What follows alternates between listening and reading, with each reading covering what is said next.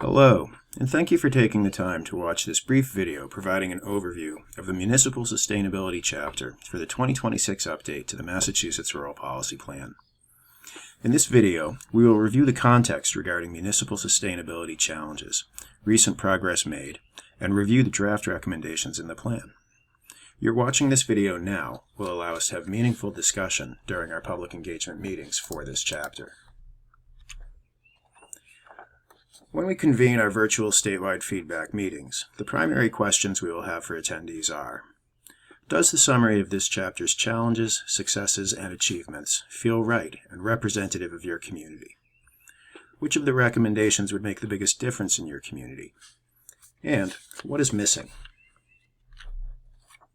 The goal of the Municipal Sustainability chapter is to strengthen the sustainability of rural local government by modernizing and diversifying revenues, fixing inequitable state funding formulas, building municipal workforce and volunteer capacity, and expanding practical tools for shared and regional services.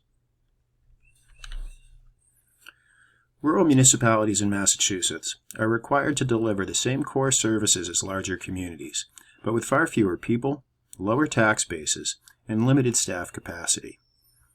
Many rural departments consist of a single full or part-time person who must learn on the job because there is no formal education or training pipeline for many critical municipal roles. And in smaller governments, there is often no predecessor or supervisor from whom to learn. Limited financial resources translate into lower wages, part-time hours, and minimal benefits, which makes it difficult to recruit and retain employees and volunteers, especially as a wave of retirements loom in key positions that could lead to a loss of institutional knowledge and continuity, as well as public trust, while simultaneously creating the potential for compliance risks. At the same time, rural municipalities have constrained and undiversified revenue streams.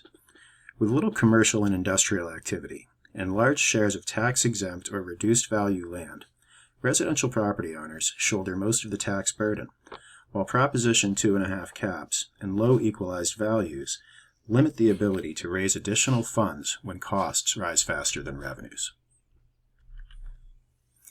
Meanwhile, state formulas that rely heavily on population favor more populous municipalities, leaving rural communities struggling to fund education, infrastructure, and core services and operations. These fiscal and staffing pressures make it difficult for rural towns to keep pace with growing regulatory requirements, mandates, and resident expectations. Very small town governments often lack professional knowledge and skills that larger towns take for granted, including grant, contract and fiduciary management, procurement expertise, human resource assistance, etc. Intermunicipal service sharing and regionalization can help maintain or improve service levels. There are strong examples in areas such as public health, education, and emergency response. But designing and implementing shared models takes time and legal and financial expertise, which many small communities lack on their own. However, regionalizing municipal services rarely reduces expenses for rural municipalities. It often professionalizes services and/or makes the service delivery more efficient and consistent, but often the costs of municipalities more because many services were underfunded before regionalizing. Some significant progress has occurred since 2019 that have benefited rural municipalities, while other gains have waxed and waned. Most notably, Governor Healy created an Office of Rural Policy in the Rural Development Fund through executive order. However, programs valuable to rural municipalities, such as the Efficiency and Regionalization and Community Compact programs, were eliminated. Rural School Aid was created in 2019, but was decreased in FY26 due to statewide financial challenges. Chapter 90 was increased, and new funding was distributed by road miles only, but this change and increased allocation has not yet been codified. Rural towns need flexible tools to share staff and services, regionally coordinated technical assistance, and revenue structures that recognize their structural disadvantages, higher per unit costs, and their responsibility for stewarding land critical to the state's land use, food security, and resiliency goals. Investing in rural municipal sustainability is not just about keeping small town halls open. It is about safeguarding public health and safety, maintaining essential infrastructure, and ensuring that rural residents have access to a baseline level of services comparable to the rest of the Commonwealth.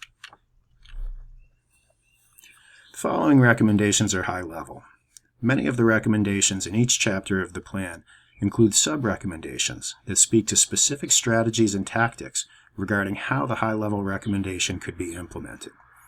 We strongly encourage you to review the PDF of the full recommendations for this chapter at the same URL through which you accessed this video.